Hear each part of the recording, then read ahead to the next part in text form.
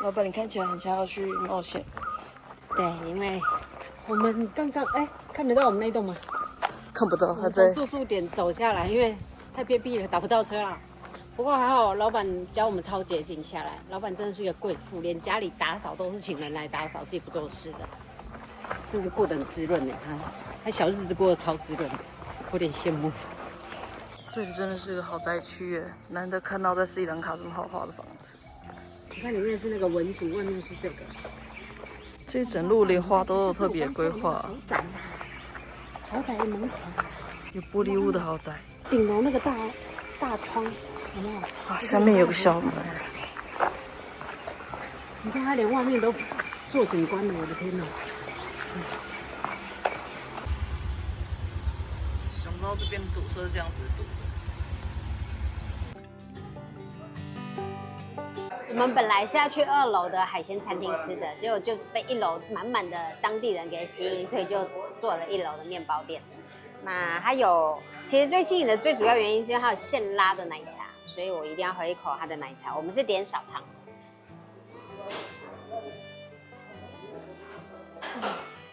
好像奶味还是茶味淡了点，没有那么厚实，但它现拉的很香，而且健康，130块1杯。好，很棒 ，Milk Coffee， 所以试试看咯。我觉得它这个喝起来很像3合1的咖啡耶。我觉得它这个是3合1吧，这个不是3合1，但这是3合1。我觉得，本来是想要点蛋的面包或者是chicken 的面包，可是都没了，所以只剩下蔬菜的。蔬菜就是咖喱啊，但是面包体其实蛮好吃的。我还没有吃到里面来，因为刚刚第一口是蔬菜，跟面包，就是咖喱马铃薯，但是是好吃的，比上次吃的那个三角好吃多了，味道很好。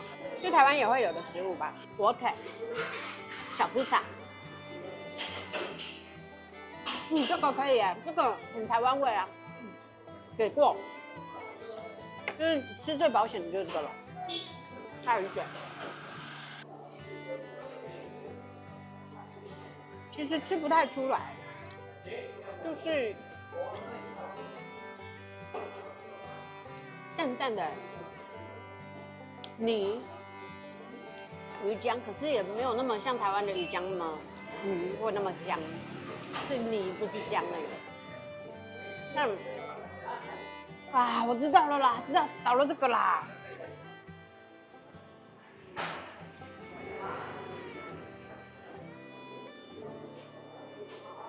对了，这味道就对了啦。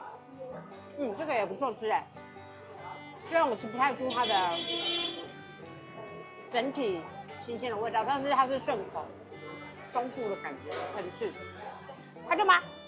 饭后甜点我又点了一个杯子蛋糕跟2根香蕉。它闻起来是很浓的那个蛋香味，一个是80块卢比，香蕉1根60。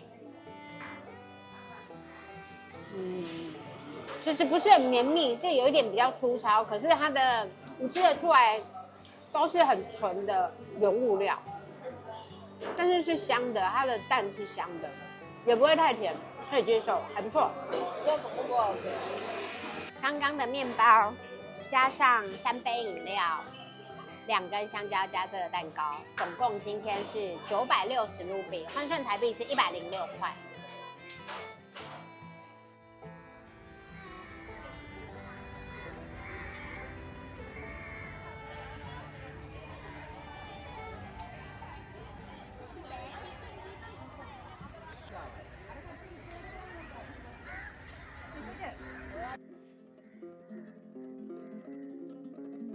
这是自动售票机，然后2个4000块，然后就这样4000进去。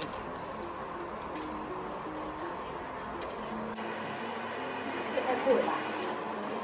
我们都以为是 ATM 了，而且这里面居然有冷气，我觉得这是个很好的工作，就帮人家买票而已，就有2个人坐在这，其实只有1台机器，而且我看网络上前阵子机器都是坏掉的，唉。QR code 啦。但他只给我一个 QR code 哎。有2张票啊。呵 ，OK， 走吧 ，Thank you。所以还要从这边出去。我们现在在佛牙寺，我们进来了，刚刚买了2张票，一张2000块。因为佛牙呢，它有每天3个时段，早上5点半、早上9点半跟下午的6点半。可是我们现在才中午，大概我看看2点半而已，所以可能没有办法逛这么久。但我们很想要进来再看一次佛牙，所以你在进来的那个 security 那里的时候，你就跟他讲说，你想要6点半再来进来看一次佛牙，可以吗？他就会在这上面给你写一个6点半 come back again， 这里，这样你就可以拿着这张票再进来，要不然你就没有办法再进来。还好我刚问了他这件事。传说在公元4世纪的时候，为了避免战乱中佛牙会落入敌人的手中，印度公主艾玛马拉跟丹塔王子将佛牙的舍利藏在法器之中，秘密的搭船送到斯里兰卡。第一个落脚城市就是阿努拉德普勒。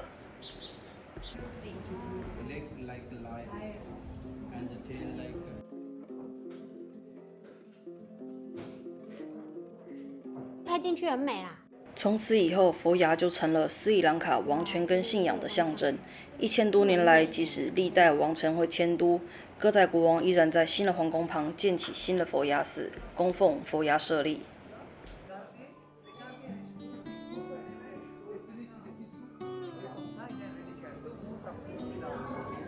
这座佛牙寺是由康提国王于1595年建于康提湖畔。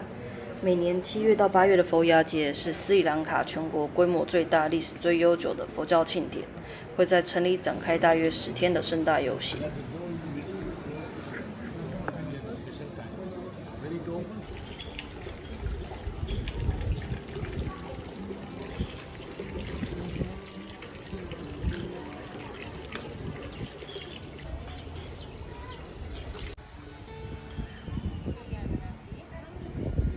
我觉得这凉亭很像在希腊罗马佛罗伦斯的那西方世界的凉亭，只是那边是罗马柱，这边是木头雕刻柱，但差别在欧洲那边会有很多的石雕放在这儿，但这边纯粹就是可能让大家讨论意思。你看，其实还是有很多年轻人在那里讨论啊，或者是休息。悟道啦，沉思啦。对啊，这是佛牙哎，这么有佛法的地方。它现在是个 museum， 我们过去看看吧。所以这个是佛教博物馆，跟旁边的佛牙寺一起的。这边是佛牙寺后面的 museum， 门票是外国人500块，但是呢，他说跟前面佛牙寺是同一张票。所以你只要拿着佛牙寺的票给他看，就不用钱就可以进去了。我们走吧。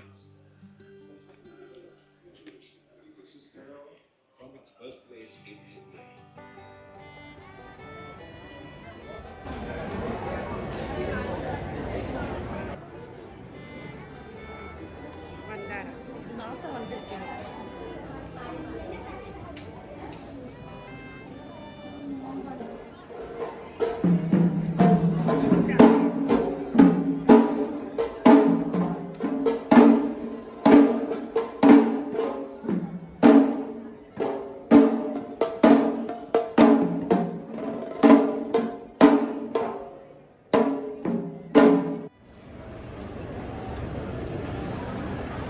老板你在干嘛呢？我在等那个佛牙的那个开门，一天只有3次，早上5点半、9点半跟下午的6点半。我们在等6点半这一场，已经人山人海了。 6点半才开，可是现在才5点37分，已经人山人海，大家在排队了。我们在等着6点半开门，而且我们坐到摇滚区，不能说第一排，因为前面有好几排，但是是最好的位置。再等1个小时就可以看到佛牙。前面那个门打开。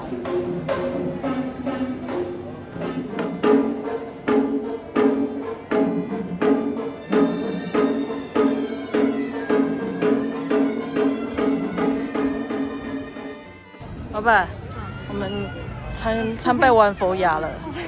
跟普龙宫的2个人，我看网络上 Google 评论写说，你要在1楼逛一逛，你就会知道那个佛牙的历史或为什么来。所以我们就很认真的逛了一下之后，发现怎么找不到东西，连那个佛陀博物馆都逛了，所以我们就只好坐在那个凉亭那边等了快2个小时，等快2个小时就等着那个佛牙开的时间，开门的时间。重点还等错边，没有等到那个排队那一区，看老半天才发现好像真的全部的人怎么好像都可以进去，所以我们又重新去排了队。看完之后呢，往楼下走，跟着人群走之后，发现原来后面真的有那个壁画，就是佛牙来的一些画画，对，还有很大的佛头，所以我们到底整个下午都在干嘛，有点不是很懂。但至少好，我们看到了。那还有一个好像没看到，已经关了，但就缘分啦。去吃饭吧。网络上写这家生蚝评价非常好，所以我们就来了。可是因为我看它那个生蚝3颗星生的1500，6颗2500，可是烤过熟的8颗才2000，我就觉得数学怪怪的，哪里不对？所以我就对，阿上心态就是要便宜的，所以我们就点了8颗烤的生蚝。我们挑的是就是焗烤，奶油大蒜，而且老板还跟我说叫我挑大颗的。对了，吃起来是新鲜的，没有那个腥味。生的当然不知道了，但熟的是不太有腥味。意大利面虾让我感觉有点小，但它这个是1950卢比虾跟蛤蜊，它蛤蜊直接帮你剥好，你不用自己剥。我本来想如果蛤蜊好吃，点一份1公斤的，但它蛤蜊不太有海鲜味耶，蛤蜊我觉得有点失败，我可能等一下要去隔壁那个印度店吃。拌面硬度还不错，口感还不错，虾好吃一吃。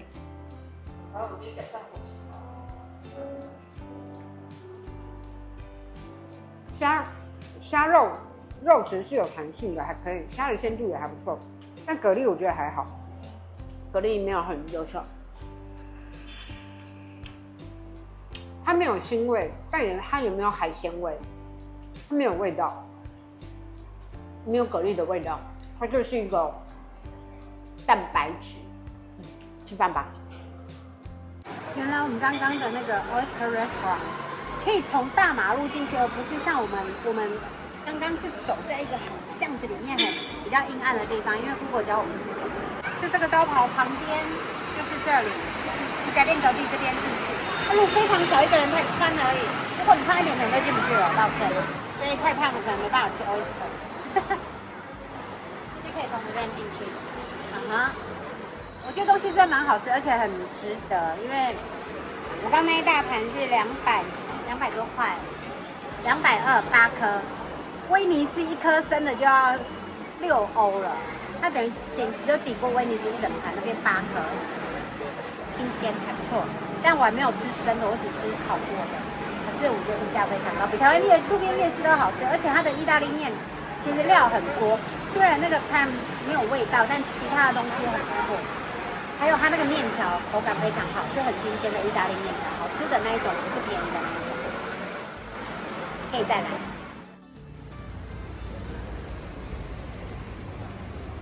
这个是 cheese and mushroom dosa， 切断层要看吗？真的是 cheese， 你看，很香可是它有一点点菜包的香味。我突然发现这刀叉不知道该怎么用，我好像是用手就可以了。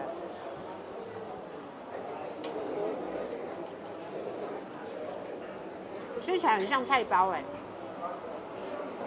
没有吃出 cheese 的特别味道，是我个人的问题吧。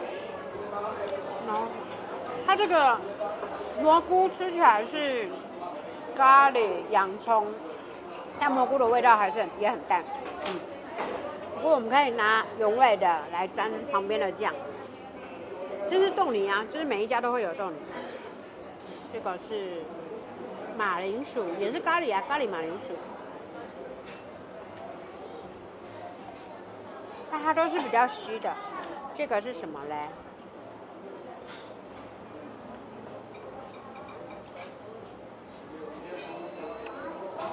这个我有点吃不出来。都素食的。对，这间店是全部都是素的。这肉我不能进来啊。我吃不出它是什么东西，但是它反而是蛮清爽，一点点咸，黑胡椒吧。不过这个蛮好吃的，虽然感觉是菜包，怎么有办法 mushroom 加 cheese 吃起来像菜包嘞？可是是蛮好吃的。啊，我知道了啦，它是那个菜包的馅的味道，有点咖喱馅。我们现在等我们的奶茶跟玛莎拉蒂吧，它一直都不来，我不知道为什么。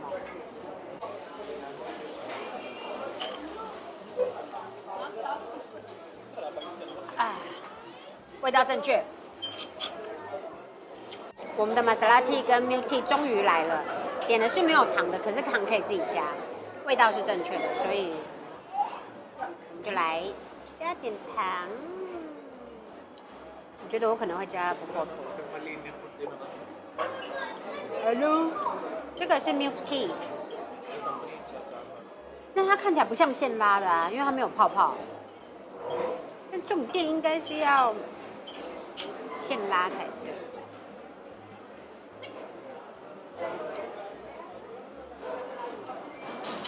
不是很优秀，有点水水。然后最好喝的是马来西亚跟缅甸的，缅甸路边的很好喝，马来西亚的也很好，印度店的也很好喝，槟城印度店的，双子星塔对面那个也很好喝，对面路边的那个buffet，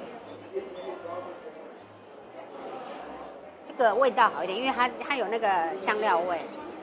好，对不起，还是可以点奶茶，是我自己糖加不够，多加一点糖之后，发现其实味道好很多，所以其实还是要有甜，虽然不是他们当地的甜，但是还是要有适度的甜。总共今天的金额是这一盘是1400 cheese 加 mushroom 的 dosa， 玛莎拉蒂是300 milk tea 200，总共是1900。那刚刚那一餐虽然是3950，可是还要加1成的服务费，再加上450的 spread， 所以刚那一餐是4750。今天晚餐吃的特别好吧？